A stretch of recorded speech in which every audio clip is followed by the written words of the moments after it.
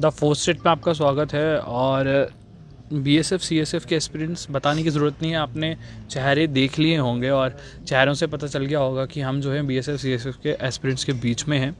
और बात की जाए अगर कल की, तो कल के सेशन में जो है जुगल किशोर जी ने भी जो है बीएसएफ सीएसएफ एस्पिरेंट्स के लिए बोला और कुछ और भी बोला, बट उस पर बात कर लेंगे इन बच्चों के साथ। मगर आज की अगर बात की जाए तो 52 डेज़ इनको हो चुके हैं और अभी तक जो है कोई पॉजिटिव रिस्पांस नहीं आया। कहीं ना कहीं गवर्नमेंट जो है सेशंस में बिज़ी है, पार्लियामेंट में बिज़ी है, मगर जो यूथ है वो यहाँ पर धरना प्रदर्शन कर रहा है। जिनके लिए सब कुछ है वो यहाँ पर हैं, और जिनसे आप वोट मांगते हैं वो भी यहाँ पर हैं, मगर आप कहीं और हैं और सुन नहीं रहे। ये बहुत ही दुखदायक बात है, क्योंकि कब से ये बच्चे यहाँ पर बैठे हुए हैं और भाजपा के ऑफिस से अगर कोई आके इनको आश्वासन दे देता वो बहुत अच्छी बात थी, मगर वो भी कोई नहीं आता। कल की तस्वीरें आपको याद होंगी, अदिति शर्मा जी आए थे और वो कुछ आश्वासन दे के गए हैं, मगर अभी तक जो है कुछ नहीं हुआ है। दीपक कल जो है जुगल किशोर जी ने भी बोला है, अब तुम लोगों को जो है मेरे हिसाब से जो है थोड़ा रुक जाना चाहिए और फिर बाद में प्रदर्शन कर सकते हो। जनाब उन्हें कल बोलिया कि बीएसएफ सीएसएफ ते सीआरपीएफ इंदी जी भर्थी खोली जा जम्मू कश्मीर विच जेड़े फिट कीते हैं तुसें ये कुत्थै छोड़ने न। ये भर्थी है हमारा बीएसएफ ते सीएसएफ जी असें दिक्खी जेह्ड़े फिट होए दे इन्हें भी नहीं पता, इन्हें पूरा क्लीयर कट नहीं पता कि भर्थी कैह्दी ही। ये आखदे बीएसएफ सीएसएफ सीआरपीएफ, ये सीआरपीएफ वो उंदा नाम लैता जे डॉक्टर साहब उंदी कोठी लगे ने, इन्हें परतियै भर्थी करना ने। ये जेड़ा भैया पता क्या है, भैया नहीं चुकया उसी भी चुप कराना नहीं, ये ओदा नंबर पवाना वे सीआरपीएफ। अच्छा, बाकी जेड़े बचे ने ना उंदा ये साजिश है चले दा, ए साजिश चला दी। ओ कम से कम उसी भर्ती कराना रहंदे और गरीबे जेड़ी कांडी गवाची 700 रुपए वो ले दो पहले उसी ओदी मारे कांडी गवाची। तुम लोगों को लगता है ये मजाक जो है, जो तुम टॉन्ट करते हो, ये जो तंज कसते हो, इससे जो है काम बनेगा? मजाक नहीं है हमारा, सही गल्लां सुना मैं तुसें। और ये गरीबे कांडी गवाची दी है 700 रुपए, वो तो ले दो पहले, भर्ती कराना रहन दो उसी। जेह्ड़े मैडिकल फिट बैठे तुंदे दफ्तरा बाहर उंदा मसला हल करो। कल तो तुसें आखी ओड़ेआ इन्हें चिट्ठी पढ़ी सनाई ओड़ी है, once then was angry it was very thrust treatment here and there. अग्गे तुसें पता ही नहीं अग्गे पेज मुक्की आ बने, रट्टा लाइयै तुसें सनाई ओड़ेआ बने इन्ने ने करना। जेह्ड़ी तुसें चिट्ठी जंदी है तू लिखी दी वो तो तुसें पढ़ी सनाई ओड़ने हो। एह् नहीं पता बने मसला केह् है। कल इन बैठे 52 दिन होइए बैठे थे लगातार, मजाक बना लेदा इन्हें। क्या जुगल किशोर जी एक बार भी यहाँ पर आए हैं क्या आपसे मिलने? वो इत्थे ते आए गै नहीं है। और रैना साहब होंदे ने फोन किया, उन्हें गल की मेरे सामने स्पीकर ऑन करिए। रैना साहब उन्हें आख्या जनाब कुद्धर बैठे, उन्हें आख्या महाराज दिल्ली बैठे आ। उन्हें आख्या तुसें तो दिल्ली बैठी है, जेह्ड़े माड़े बाहर न बाहरले दे दफ्तरा बाहर, ते इ'नें कु'न्नै चलना है। रैना साहब होर साढ़े कोला तंग पेई गेदे न। हून तां करियै असें आखा दे आं साहब असें तुं'दा खेड़ा छड्डी ओड़ने, लेकिन तुसें साढ़ी गल्ल उप्पर तक पजाओ। अब रविंदर रैना जी से कोई नाराज़गी नहीं रही ना आप लोगों की? सर अस फर्स्ट डे तू आखा दे फकीर बंदे ने ये बार बार उनेंगी इ'यां टारगेट करदे। मीडिया तुसें भी एक बंदा लब्भे दा जेह्ड़ा बेचारा बोली लैंदा है, तुस भी जांदे हो फटाफट ओह्दा कलमा फड़दे गरीब दा जी है। एक अच्छी पर्सनैलिटी आह्ला बंदा जेह्ड़ा साढ़े कोल भूए आनियै बेही आ, साढ़े कन्नै गल्लबात करा, साढ़ियां गल्लां अग्गें लेआ दा। उन्नै चिट्ठी पाई, हून पता नहीं ओह् रोहले बेलने च पाई है अग्गें नहीं गई, जां ओह्दी तार थल्लों थाई उड़ी दी है। साढ़े कन्नै इत्थै बैठे, ओह् बक्खरी गल्ल है, साढ़ियां दरियां दुरियां चुक्की लेई गेइयां। लेकिन मेरा ये सवाल सब तो पैह्लें जुगल किशोर जी होंदे ने कि सर प्लीज़ एह् तुस केह्ड़ा कम्म करा करदे हो? You are in the parliament, तुसें जेह्ड़ा बयानबाजी करनी है ओह् नेशन ने दिक्खनी है, पूरे नेशन ने दिक्खनी, कंट्री ने दिक्खनी है। तुस रॉन्ग स्टेटमेंट क्यों, रॉन्ग इन्फॉर्मेशन क्यों देआ दे हो, तुस क्यों मिसलीड करा दे हो? तुस ओह् स्हाब करा करदे हो जेह्ड़ा बचपन च अस करदे हे। तुस सानूं ओह् सेम होमवर्क लग्गा करदा है कि जेह्ड़ा क्वेश्चन असें नहीं कीते दा ते मास्टर कोलूं शनिवार असें होमवर्क चैक कराना होंदा हा।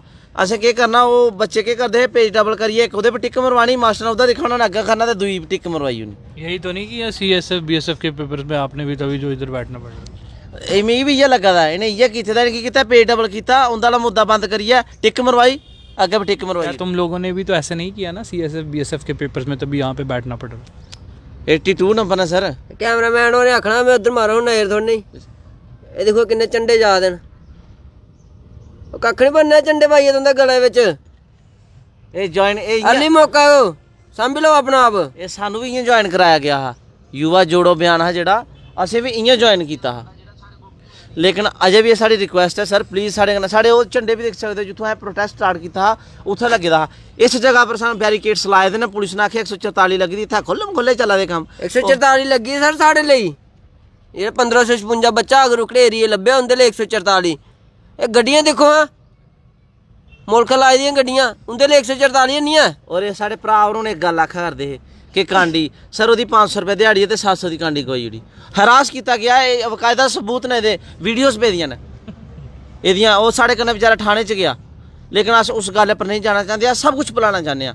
ਫਸਟਲੀ ਸਾਡਾ ਸਰਕਾਰ ਕन्नै ਸਵਾਲ ਹੈ ਕਿ ਅਗਰ ਵੈਕੈਂਸੀਆਂ 1356 ਹਨ 3300 ਬੱਚਾ ਕਿਉਂ ਬੁਲਾਇਆ ਗਿਆ कोदा ਪ੍ਰੈਸ਼ਰ ਆ किस कंडीशन च बुलाया गया क्या एलिगेशन कोई चक्कर कोई जरूर है ਜਾਂ ਤੁਸੀਂ ਕੋਈ ਜੁਮਲਾ ਕੀਤਾ ਬੱਚੇ ਕन्नै 1356 अगर 18 ਤੋਂ 20% ज़्यादा बच्चे बुलाए जाते हैं क्यों क्योंकि मेडिकल तो इन्ना ही होंगे लेकिन तुसें 3300 बच्चा बुला लिया किस बेस बुलाया क्या कंडीशन ही ये साड़ा सवाल है। होम सैकटरी अजय भल्ला जी कन्नै होम मिनिस्टर अमित शाह जी कन्नै प्राइम मिनिस्टर कन्नै और प्रेसिडेंट ऑफ इंडिया कन्नै साड़ी ये रिक्वेस्ट है अशोक कोल जी उंदे कन्नै कि सर प्लीज़ साड़ी जी ये गल है अगर आप हाई लैवल तक पुजाई जा साड़ा मसला सॉल्व कराया जाए और लेफ्टिनेंट गवर्नर साहब उनके अगे भी अपील है कि सर प्लीज़ तुम भी इस इशू का संज्ञान लो और इसे कि हाई लैवल पर पजाओ और जिन्हें भी आला अधिकारी पर बैठे ने उन्हें भी एक रिक्वेस्ट है कि जो जुमला होया ये पर इंक्वायरी पाली जा ताकि साड़ा मसला हल होवे और अस सरकार की सिर्फ 10 दिन का अल्टीमेटम दिन्ने आ अगर सरकार साड़ी सुनवाई नहीं करती अस पिंड पिंड ग्रां ग्रां घर घर जाइए बायकाट बीजेपी की मुहिम चला गए ਇਹ ਤੁਸੀਂ ਇੱਥੋਂ ਕੇ ਦਿਖਣਾ ਜਿਹੜਾ ਅਸੀਂ ਹੁਣ ਇਹਨੇ ਕੀ ਸਮਝਾਇਆ ਜਿਹੜੇ ਯਾਦ ਨੇ ਵੀ ਰੱਖ ਸੁਣਾ ਦੇ ਝੰਡੀਆਂ ਨਹੀਂ ਪਾਓ ਅਸੀਂ ਵੀ ਪਾਈਆਂ ਜਦੋਂ ਪਹਿਲਾ ਦਿਨ ਆਏ ਨਾ ਅਸੀਂ ਵੀ ਪਾਈਆਂ ਹਾਂ लेकिन साड़ा इन्हें कोई मसला हल नहीं करता ऐसा थोड़े कन्नै भी होना है।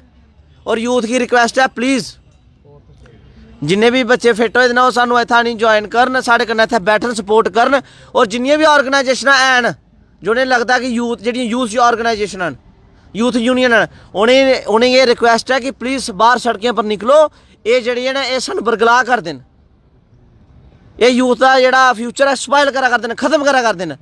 और MP साहब ने एक रिक्वेस्ट है सर तुम कि बयान देंगे हो प्लीज़ रिक्वेस्ट है कंप्लीट इन्फॉर्मेशन लो कंट्री की मिसलीड नहीं करो और साढ़ा मसला हल करो अस घरे जाचे। Thank you sir. सचिन क्या अल्टीमेटम 10 दिन का दिया है क्या सोच कर दिया है क्या सोचा ना इलेक्शन है ना कुछ है बाइकआउट करने की मुहिम चलाओगी भी तो कोई असर तो होगा नहीं उसका। सर असर किसने बोला नहीं होगा हर चीज़ का असर होगा क्योंकि असर धीरे धीरे आम जनता में हो रहा है जिसका रिजल्ट हमें पता चल रहा है और कहीं ना कहीं भारतीय जनता पार्टी को भी इसका मालूमात हो रही है। तो हमें कोई शौक नहीं किसी सरकार के एंटी जाने का क्योंकि अगर हमने इन्हें चुना था तो कहीं इस होप से इस एक्सपेक्टेशन से चुना था कि हमारे मुद्दों को सुनेंगे हमारी जो डिमांड्स हैं उनको फुलफ़िल करेंगे। सिर्फ गाड़ियों के आगे झंडे लगाने से गले में पट्टे लगाने से भाजपा के अगर वर्कर बन जाते तो फिर तो क्या बात थी। आप वर्कर तब बनेंगे जब आप देश की सुनेंगे आप अपनी जनता के काम करेंगे। तो मैं सरकार को सिर्फ ये बोलना चाहता हूँ कि पेशेंस की हद होगी बहुत इम्तिहान होगी इंतज़ार की अब बस अब लास्ट 10 डेज़ हम आपको दे रहे हैं अगर हमारा काम हुआ तो ठीक है अदरवाइज जैसे मेरे भाई ने बोला इसके बाद बॉयकॉट की मुहिम चलेगी तो हर गांव हर जितने भी शहर है हर कस्बे में हमारे बच्चे जाएंगे और हम एक बॉयकॉट का नारा लगाएंगे और सबकी आंखें खोलेंगे एंड अवेयरनेस फैलाएंगे कि सरकार को बॉयकॉट किया जाए और अपनी स्टेट अपनी यूटी से बाहर निकाला जाए। और अगर ऐसा नहीं होता है उन्हें हम बताएंगे तो हमारी स्टेट जो हमारी यूटी है इसका बहुत बुरा हाल हो जाएगा और डार्क नाइट्स दोबारा से आ जाएंगी। कहीं ना कहीं जो बच्चे हैं वो फिर से जो है मुहिम को तेज़ करने की और जो है अग्रसर दिख रहे हैं। कहीं ना कहीं बाइकआउट की जो मुहिम है वो चलाने की बात कर रहे हैं और सरकार को अब तो समझना चाहिए क्योंकि अगर यूथ जो है बाइकआउट बीजेपी की मुहिम चलाना शुरू कर देगा तो फिर कहीं ना कहीं जो है मुश्किलें उनकी और भी बढ़ सकती हैं और फिर से कहीं ना कहीं हमें दिख सकता है कि अरेस्ट और फिर से वही पुलिस जो है इनको डिटेन कर सकती है। और इन सब से बचने के लिए कहीं ना कहीं जो है ये मसला जल्दी से जल्दी सॉल्व कर लेना चाहिए। अब आने वाला वक्त बताएगा कि होता है क्या। You are watching the first aid I am with cameraman Raghu Sharma signing off from